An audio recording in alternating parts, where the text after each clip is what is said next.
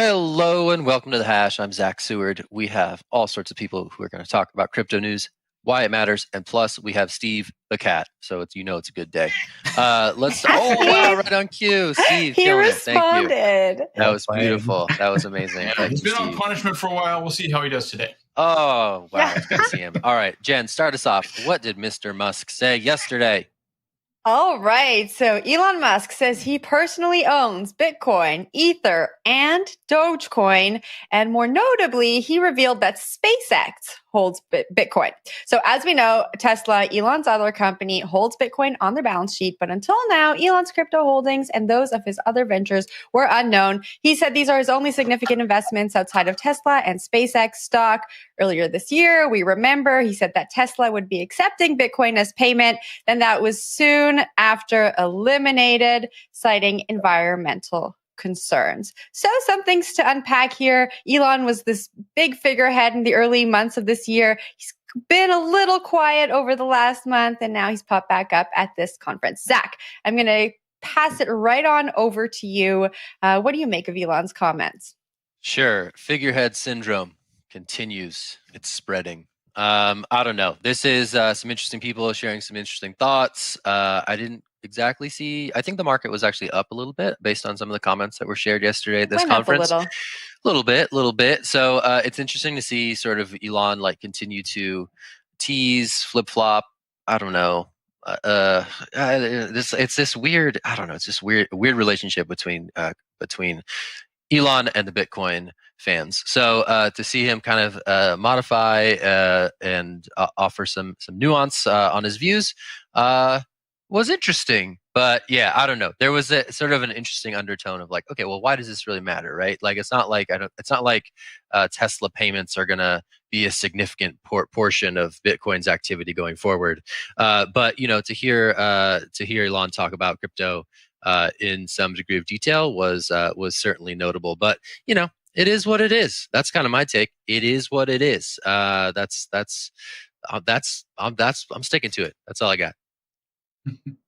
Yeah, I'll jump in. I think that it's super interesting, one of the comments he made. He said he likes that the Doge community is very irreverent and has great memes and loves dogs. He said he loves dogs and memes. Like, it's just such a sharp contrast to all the vitriol on Twitter from the Bitcoiners. There's Elon Musk being like, yeah, I like people who have fun and, enjoy life and don't take things too seriously. Meanwhile, there's like an Elon conference going on that like everything he writes just has all these people attacking it with like such anger. And it's like, maybe you guys could actually take a leaf out of Elon's book, because he seems to be doing pretty well for himself and he's having a lot of fun in life. And yeah, he doesn't hate Bitcoin. Clearly he's on Bitcoin's team. He's not out to destroy it. But he just, doesn't take it so seriously as everyone else. I just thought that was very illuminating. And a big thumbs up to Elon Musk for that. We've talked about it on the show before. Like, I think he's one of the most important entrepreneurs of our generation,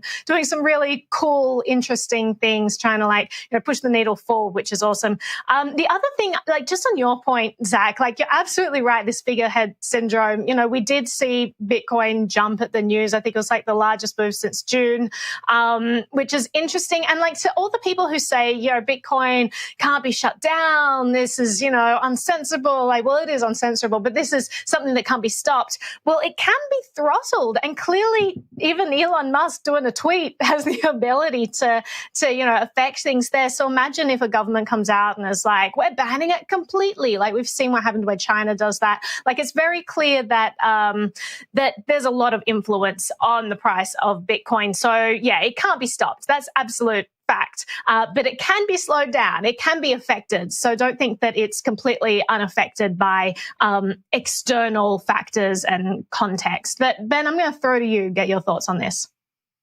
No, I mean, I love and personally make my financial choices in which markets I'm going to pump based on things like meme and my love of dogs. That sounds like a really great approach to a lot of these I want to know what Steve guess... thinks about Dogecoin. Yeah, for He's sure. bored already. He's gone. He's gone. We couldn't hold his attention. No, but I think maybe on a more serious note on this one of the little tidbits I took away is, Musk saying like payments for Teslas could come back, which wasn't the headliner there, obviously, and I don't think it's particularly interesting, but he did note that there have been improvements in the environmental mining conversation around Bitcoin. And I'm curious about whether there's actually been improvements or there's just more of a conversation and data and information coming out about it. It feels like a little bit of both in that regard. Like there might have just been more explanatory work done to Elon when he was hearing a lot of chatter in his ear, probably from critics of Bitcoin, and they were using the kind of energy aspect to really kind of undercut it. But also, David, your hand was up after mine, so I want to hold Elon did the thing; he fixed it.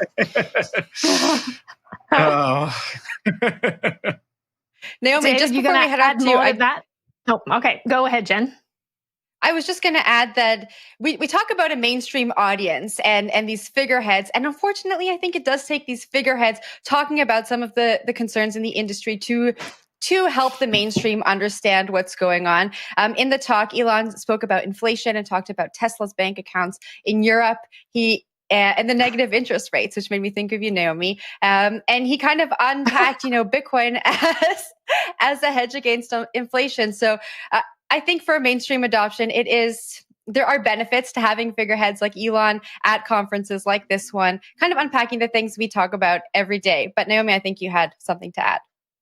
For sure. And I love that you think of negative interest rates and think of me. And I hope you think of the vitriol and the anger that those words, elicit from me. But yeah, the other thing is that I thought was awesome was he's pushing Dorsey. We have Dorsey out there saying like, Bitcoin's the greatest thing in the world and all things Bitcoin and I'm leading the Bitcoin future. And then Musk's like, oh, you got to accept it? And Dorsey's like, whoa. I mean, I'm not at Tesla level yet. We're not quite ready for that big jump. And Musk really pushed him and it was like, well, do you think you might? Like, is there a way that you'd allow advertisers to be paid in Bitcoin or use Bitcoin or any of that? And Dorsey was completely non-committal. So it's like we're here, hating Musk and holding up Dorsey as this person who's driving forward Bitcoin. Meanwhile, it's Musk that's the one who was actually like, yeah, we'll accept payments. We'll actually use this in our lives. So I thought that was a very interesting contrast. But let's change topic here.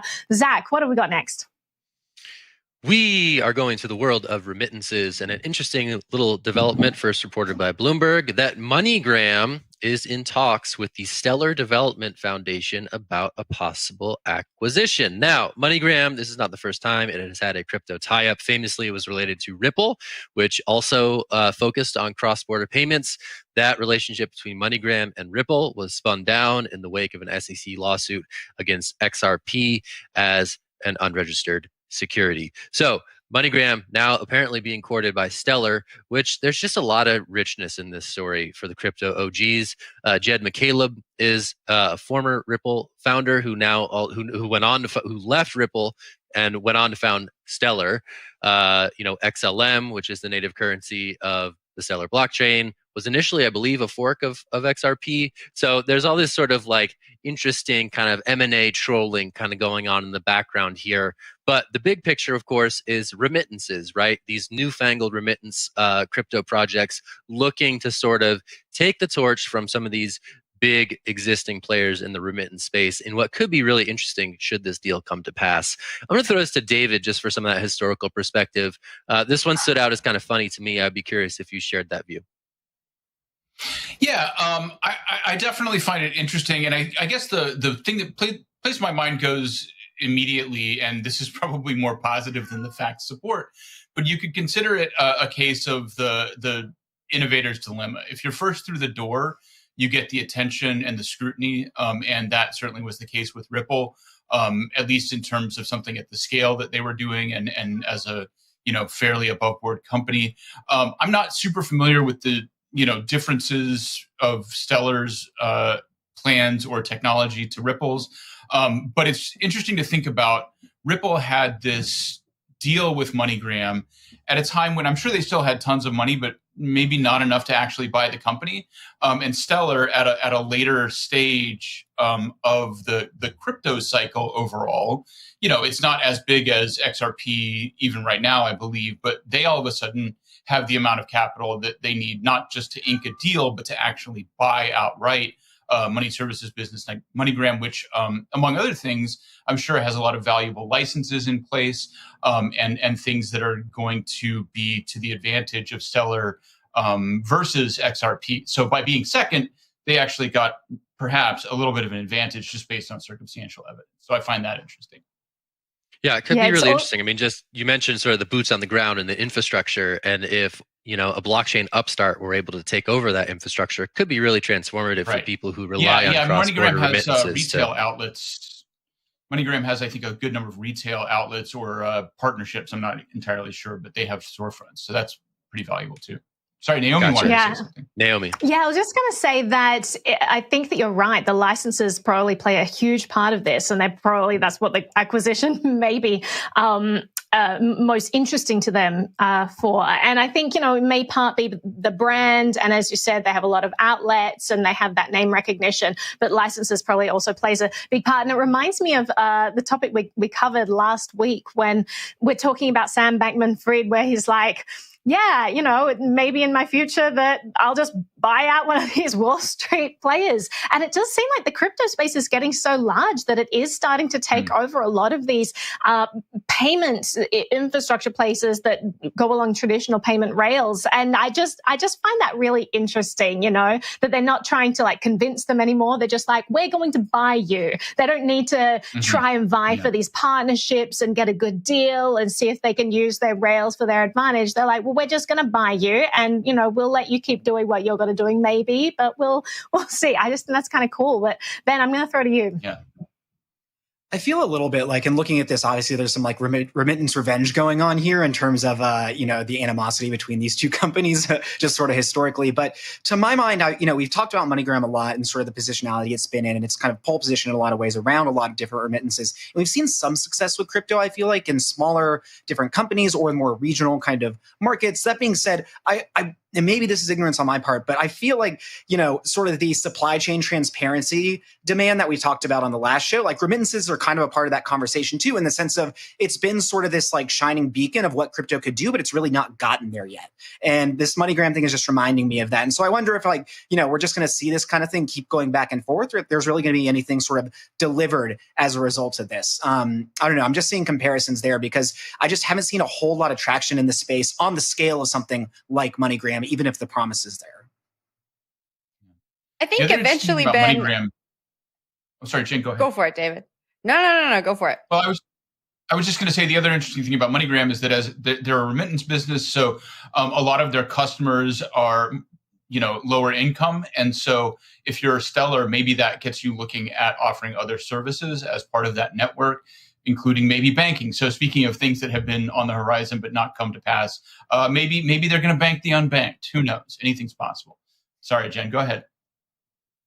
I was going to say much of the same thing, and we need to move on, so it's okay. All right, we'll wrap it there. Thunder. We'll send this one across borders to the EU. We're going to take a break, and when we get back, we're going to go to the EU. What is going on in the EU with crypto wallets and banning? And we need to get to the bottom of this. So we're going to check our notes, take a break, and we'll get back to you on the hash shortly. We'll see you in a second. Bye.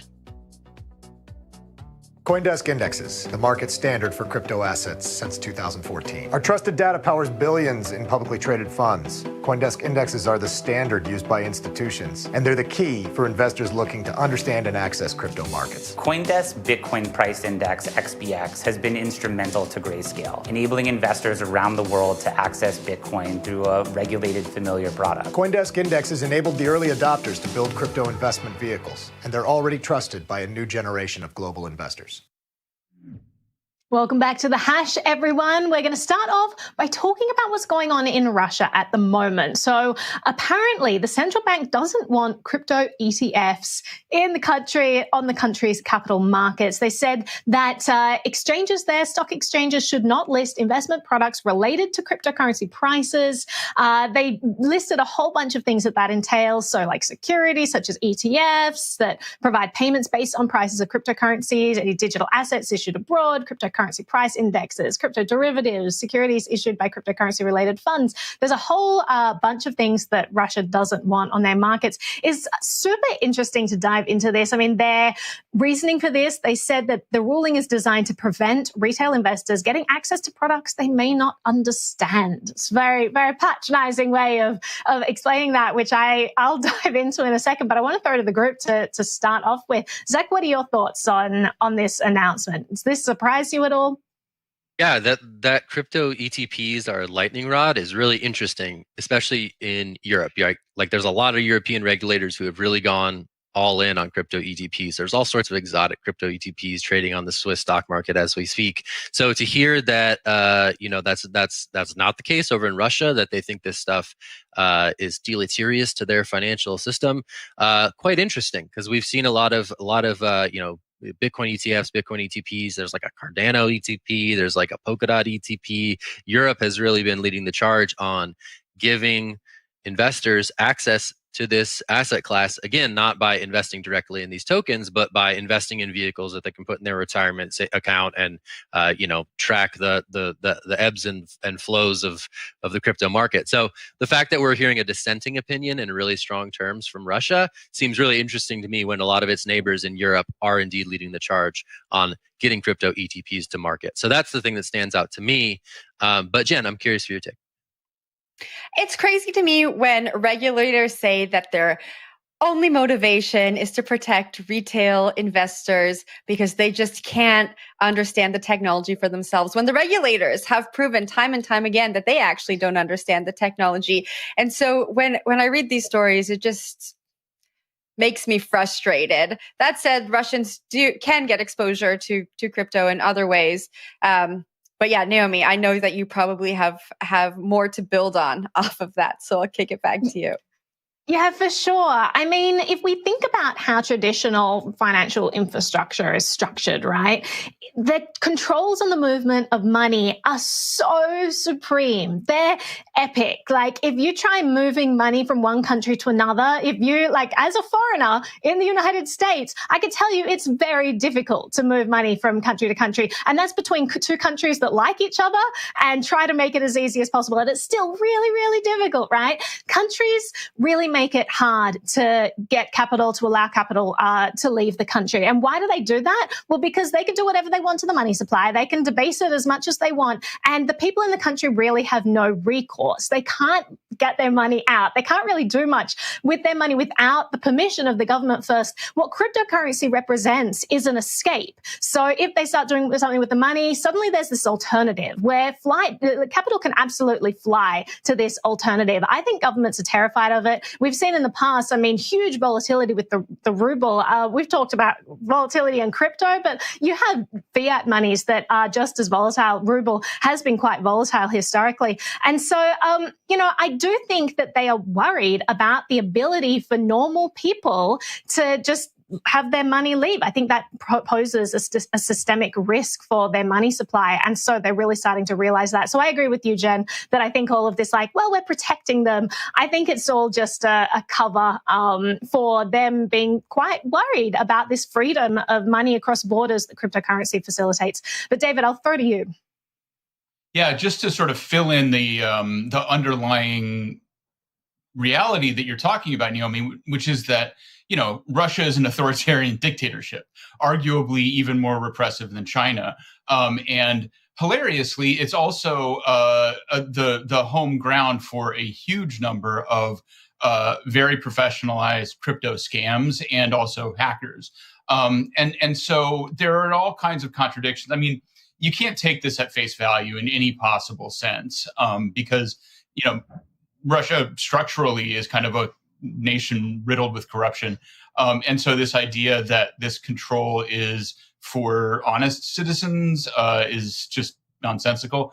And so, yeah, the capital controls is probably a big part of it. Just to add a little nuance to that, at least in China, the concern with capital outflows is that you're then losing investment money that could go to domestic production. But, that money is going elsewhere because free countries are more productive and you're going to make more money on your investments. So, I mean, this is kind of the underlying, yeah, exactly. They're trying to control the flow of the money. I don't know exactly how this fits in, but that's the general theme for sure. I also wonder how much this fits into like the geopolitical conversations that are going on there, right? Obviously, the EU's like pushing this quite hard and like really leading the way, Zack, as you were saying. And Russia and the EU do not have a really great relationship. I mean, the EU is trying to figure out a way to disentangle itself from Russian energy supplies. And I'm wondering if this is more kind of a reactionary in opposition to the EU leading on this and potentially, I don't know, having some way of manipulating it or some other concern that the Russian state might have in that regard, because that's a long-standing history. And I think this kind of falls a little bit along those lines. But yeah, David, we're going to stay in the EU. What have you got up for us? Yes. So this has been a bit of a slow rolling story, but I believe on whether it was Monday or Tuesday, one of the EU financial commissioners announced a new set of proposed rules on crypto services. And I think primarily there was a tweet from the head of the commission that described the regulations as a ban on anonymous crypto wallets, which, those of us who are familiar with crypto might immediately think that they're talking about software wallets or hardware wallets, self-custody. As it turned out, that is actually not what they're talking about. And so to Jen's point of regulators not knowing the technology, this seems to be a case of that, where they're using this broad term of wallets to talk about what they actually meant was third-party servicers who provide custody or exchanges or things like that. So basically, the actual rules are putting some new limits on, basically making crypto exchanges and custody services comply to existing banking laws rather than like battering down your door to take away your ledger. So there was some real confusion there, and I think that there was actually the market dip early this week, I think, could have been attributable to that misinformation. And there's more to add, but who wants to go? Who wants to get in here? Yeah, I'll go. I think that, that was kind of funny because I started to see all this stuff on Twitter that's like, they're banning wallets. This is the end. And then there are a lot of people who are like, oh, you dumb people, you didn't even read the fine print. And it's like, well, I can't blame the dumb people because, as you said, David, the EU Commissioner for Financial Services literally tweeted out that they will ban anonymous crypto wallets and make sure that crypto asset transfers are traceable. So, the fact that she's out there tweeting this stuff, which is completely not correct. And you got to wonder, why is she doing this? Like, are they deliberately creating FUD, or is this just a lack of understanding? I mean, it could be a little bit of both. You tend to see these regulators, their rhetoric be very heavy-handed and like, well, we're really cracking down now, to kind of scare people into submission and intimidate a little bit. But I have no doubt that they want to make the point that they're doing something. Absolutely. Exactly. It's self-serving. Like, look at me. I'm really taking a stand and achieving good things and protecting people. But I do think that, it was a lack of understanding as well. She just didn't really know what she's talking about. And these are the people who are regulating this industry. So come on, hold on tight, guys. This is only going to intensify from here. But, I think that it really does give you a taste of what we've got in our future. And Ron Paul talked about this. I interviewed him a few times years ago, and he was talking about this coming war with regulators that was inevitable in the crypto space, that they're going to start cracking down, and that crypto people just need to stand their ground because, free money is just so important for the future of society as different regimes get more and more totalitarian, as they get more surveillance-based. Like, it's important to hold on to the freedoms that you have, and cryptocurrency enables that. So he talked about that at length, and really now we're starting to see what regulators are going to start to do. It is all of the central point. It's all of the hubs that they're going to start to regulate. It's all of the custodial wallets, which is actually what this law is about. It's not about the software that anyone can download on their computer, because how are they ever going to regulate that? They're not going to be able to crack down on that. So really, they are talking about those targeted hubs that actually can be focused on by government. And so I think we're going to see more and more of this, and see more of these intermediaries, these payment processors, these exchanges, these centralized hubs be targeted in the future. But Ben, I saw your hand go up, so I'll throw to you. Yeah, I mean, I think this is just a kind of, yet again, which is around, we should get every day that Twitter is not the best source of information for a whole variety of reasons, including the bubbles with which it kind of ricochets around and then gets totally distorted. So always something to keep in mind. Try to go read that fine print, right? I also feel like those 4 words, like banning anonymous crypto wallets, could be rearranged in any certain order, and they would still like hit all the pain points in crypto people's brains and cause this exact same kind of reaction because they're just so loaded in this space. I think more generally, it's going to be an interesting case where like it's also up to policymakers to really clearly articulate and communicate the nuances in these sorts of things because they are quite complex and nuanced. And that's something where I think it would behoove everybody involved in this case and in the case of people retweeting or tweeting out FUD or freaking out, that it's just like, take a breath and like, let's try and make sure we're understanding this properly. But Jen, I'll toss it back up to you. Well, Ben, just to your point, a lot of media outlets also got it wrong. The Irish Times headline in the article made me laugh. They said that the EU was banning cryptocurrency anonymity. And so I'm not exactly sure how that can happen. But a lot of this misunderstanding is yeah, right. Misunderstanding is coming from the media. So it just brings us back to the point that you need to research for yourself and really understand what you're reading. So if I can quickly jump in, there is another layer of nuance here that I will be getting into in tomorrow morning's edition of The Node, which is our newsletter that you should subscribe to. Because even though they're not banning anonymous crypto wallets, there do appear to be some restrictions in those regulations about sending funds to anonymous crypto wallets from custody services, which actually is very scary. And I'll be digging into that. But at the same time, before these regulations were even publicized, and these are still just proposals, by the way, the European Data Commission had sent a letter to the finance commissioners warning that the rules might violate the General Data Protection Rules, GDPR. So there's a whole other fight about this that's going to happen between the regulators, in fact. So stay tuned to The Node for more tomorrow. And I think Ben has our last thing. I can never get that right. Yeah, for sure. Let's wrap it up with some privacy news around a popular payment app. So Venmo, the popular payment app in the US. Jen, I know you don't know it because you all send money via email in Canada. I know it. Today. I know we send money by email, but I know Venmo. But Venmo's getting a bit more private, albeit quite incrementally. So if you know Venmo, there's kind of the social feed that just scrolls down with a huge list of, not payment amounts, but sort of emojis and kind of, we're splitting the internet bills and you see who's paying who, and this could be complete strangers. And this has long been kind of a qualm amongst privacy advocates because it's quite easy in a lot of instances to paste together people's various cohorts, a lot of what their hobbies and activities are. And Venmo's finally tried to say, okay, maybe this like all public by default is not the greatest idea. So they're going to be removing that feature and limiting it to kind of your exact friend list. And so I'm curious about what we think about this. And Zach, I saw your hand shoot up, so I'm going to go right to you with it. I'm going immediately for the crypto angle. Like, what about Ethereum? Like, this is the same thing, like public by default, right? Like, if I have your address, I can go on Etherscan and I can like see all your shit. Oh, sorry. Oops. So I don't know, like the implications for like, public blockchain networks. That's the thing that's kind of interesting for me, right? Like people are like, oh, this is a dumb idea. They should have never have shown transactions to anyone who wanted to look at them. What about Bitcoin? Like, what about Ethereum? Like, are we going to change that? So I don't know. That was like the immediate thing that came to mind, but I don't know. I'm curious to hear more. Naomi, what do you got?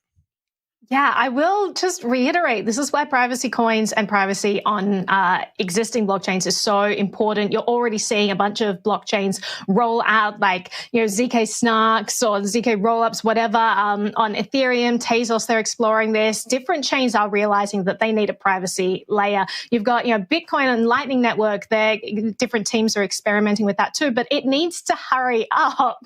It needs to go faster. Like the second tweet that Hal Finney ever tweeted after he said running Bitcoin was about how do we add privacy to Bitcoin. This was back in 2009. And so it's now 2021 and we still have these public blockchains where you can type in things and just get so much information about how much money is in people's accounts. It's not the greatest way to run things. So I agree with Snowden when he said, what's taking so long about adding privacy as like this fundamental part of cryptocurrency usage. Personally, that's why I think that privacy coins are the future because they add privacy, to the full stack. It's not just adding it to a layer on top. It's integrating it from the base up, which is so much better. But any privacy is better than what we have now. So whatever people do, just, I really encourage improvement in this space. It's really important. I want to flip it a little bit, Zach, too. For one thing, I will say I don't think Joe Biden's shooting Ethereum all over the place in that regard. And that was one thing, that was kind of discovered through this, as BuzzFeed initially reported that they were able to find Joe Biden's Venmo and his friends and family and kind of map out some of that quite quickly. It took about 10 minutes. So, on the flip side of this, and also kind of talking about the differences between transparent blockchains, which is obviously you can see the amount of transactions, where they're going. If, somebody's affiliated with a wallet, you can do that. There's not sort of the weird emoji and what the money's actually being used for, which I think is, albeit it's a conversation we certainly should have, but I think it's good that Venmo is doing away with this for that exact reason, right? You can do a lot of behavioral kind of trade analysis if you really wanted to get down into it, particularly for this one. But I think you're spot on with the crypto angle. It's once we pierce that veneer of pseudonymity, this becomes, a similar conversation in some ways. But it's not only... Zach, just quickly before you go, it's not only about the emojis. It's the fact that people who were using the app didn't know that these settings were turned on. They were automatically turned on. And I think for just your everyday general user, that goes against a lot of the privacy acts. Yeah, that makes me mad too. I kind of like the sunlight. I think that's a major difference. I like we found Vitalik's public Ethereum wallet. Oh no, I kind of like that aspect about cryptocurrency, right? These are public ledgers, and that sunlight I think is going to be at least a narrative asset as we talk about cryptocurrency in ransomware and for other nefarious stuff, right? The ability for Chainalysis or whoever to track down these funds that go to ransomware hackers, and you can retrieve these funds. You have everyone from Katie Hahn, a former U.S. prosecutor who's now at A16Z, all the way down to developers saying, hey, no, this public feature of these networks is actually an asset to establishing this as a legitimate network on which we can conduct large-scale finance. So I don't know. I guess I tend to see it as a feature, not a bug. But I mean, obviously, it's a really interesting conversation. Well, either way, just to throw in one important thing here, which is that the public visibility is a technical requirement of certain networks and how they work, and that's why adding privacy is such a challenge. Because for if you want to be Bitcoin and have a fixed coin supply, for example, you can't. It's harder to have secret transactions if you're trying to keep track of the coin supply. So just to put that out there, people who are into crypto already know that, but that's one of the reasons why we've gone so many years without an upgrade for certain networks. Well, I'll push back on that a little because Zcash is notorious for, everyone says we can't audit the supply. Well, that's just not correct. They have separate pools and you have one-way directional movement of these coins. So there are definitely ways that you can track this. It just wouldn't for sure. Exactly. But I will also say that, a couple of things. I think that we're giving out so much data on Facebook and Twitter and all of this. People are already knowing what our cohorts are and what our activities are and getting a pattern of our life. And we maybe should be more cognizant of that as a society, how much information we're voluntarily putting out there in the world. But also, to push back and just go back to what Snowden said, when we're talking about, I like that it's all public and you can see all this money. I would like that if it were the government. If I could say exactly where my taxpayer dollars were going and could see that they're going directly into the pockets of X and such politician, that would be great. As Snowden phrased it, it's the idea of public officials and private citizens. But at the moment, we have this inverse where we have the surveillance of the entire nation, and it's completely opaque what's going on with government and all of the under the table deals going on. I would definitely love to see that reverse. So if we can have them start using these public blockchains and having everything visible, that would be a wonderful, wonderful step for transparency. But Zach, let's wrap this up. I think the takeaway here is that there's more hairs to be split than there are on Steve the Cat. But Zach, take us home. Ooh, nicely done. Nicely done, sir. Good Steve callback. Well, that's the show for today. We've had our Steve callback, so we're done with that. This has been The Hash. It's been Thursday. Tomorrow's the Friday show. Should tune in. Maybe we'll get a Steve sighting then as well. Should be fun. I love Steve. We have Steve. We have David. We have Jen. We have Ben. We have Naomi. We have Zach. The six of us are The Hash, and we'll see you again tomorrow. Have a great day, and tune in to All About Bitcoin at 3 p.m. Eastern. All right, thank you. Bye, guys. All right, see y'all. Bye, y'all.